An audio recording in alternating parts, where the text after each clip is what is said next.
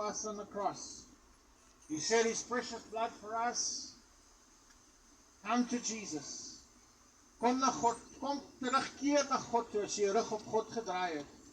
Vanaand is ek hier so 'n Mooney Point net om vir u te sê. Jesus het vir u gesterf op die kruis van Golgotha. Hy het sy bloed gestort.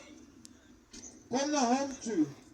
Word wedergebore, bekeer julle sondes en bely en kom na Jesus Christus toe. Want tyd is kort.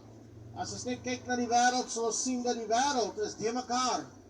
Maar kom na Jesus toe en hy sal vir u rus gee.